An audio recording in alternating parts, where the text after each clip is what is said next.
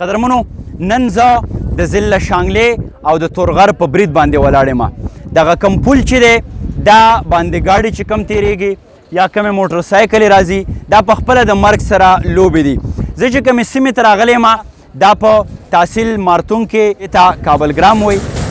یو طرف ته دغه درز دروز به هم خیر دی وي د کابلګرام ښکلاګانې د دې سیمې چې کوم اباسین د دې په سینه باندې بهیږي، بیا دلته چې کوم د سیلګرۍ دپاره موقع را جوړېدی شي.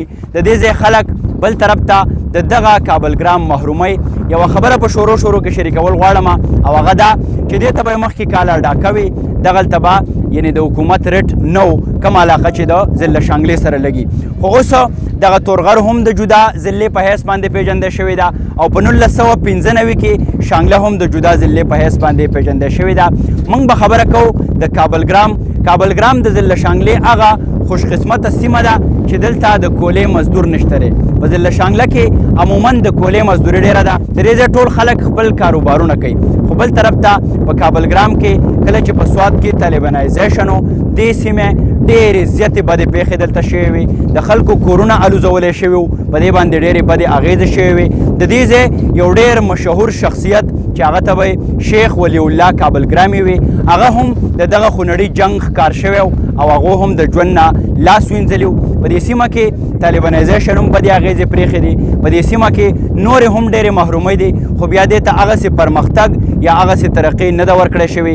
دلته یو وخت کې فضل الله ام پی ای صاحب و، بیا حاجي عبدالمنیم ام پی ای او نن سبا کرنټلی دلته فیصل زیب ام پی ای دی. خو له بده مرغه د دې سیمې خلک چې دي هغو سره به خبرې هم کوو. هغو دغه ګیله لري چې دلته هغسې پاملرنه نه ده شوې. دلته بیجو نشته دی، که دا هغسې فنکشنل نه ده. دلته سکولونه نشته دی او که دي نو په هغې کې هغسې زده کړې نه کېږي. چېرته په سیکنډرۍ کې پولیس په نظر باندې راځي، چېرته سکولونه چې دي په هغې کې استادان نشته دی. د دې ځای خلک څه وایي راځئ چې د هغو داستان تر تاسو در ورسو. اسماعیل به پوښتو چې د دې سیمې محرومۍ هغه په کم ډول باندې شریکوي. اسماعیل صاحب په خیر راغلی، ستړی مه شي او ستاسو په سیمه کې چې کومې محرومۍ دي هغه را په ګوته کړه.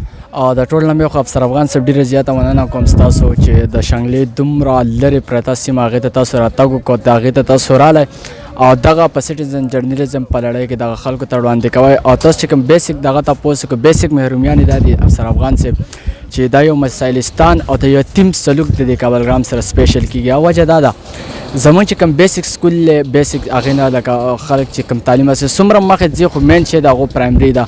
دلته زمونږ تقریبا 10 نه 15,000 پورې آبادي ده، په کې یو های سکول دی پرایمري میډل او های دقه او هغه هم په یو ځای دی. په پرایمري کې تقریبا د 500 نه 600 پورې تعداد دی د وړو. نو هغه شانې لکه تعلیم او هغه شان ټیچران هغو ته نشته، څنګه به هغو تعلیم حاصلوي. دویمه اهم مسله زمونږ د روډ د تاسو په شاید راغلی یې کتلی به د هغې مثال دا دی لکه د خرو لار د په هغې انسانان تګ نشي کولی، پیاده هم نو. او درېیمه اهم مسله چې ده هغه زمونږ د بیچیو ده بیسک هیلث یونټ. په هغې کې زه به دا ووایم چې د سره سشتۍ نه فسټ ایډ کوم علاج په هغې کې ورکوي نو هغه هم په هغې کې نشته. یو کس هم هغه نه هغې ته انجکشن راځي، نه هغې ته دوايانې نور راځي. هر یو کس د دغه بیچیو نه لرې تښتي، ولې چې په هغې کې یو ډاکټره پکې ده LHV، هغې نه علاوه میل ډاکټر هم په هغې کې نشته.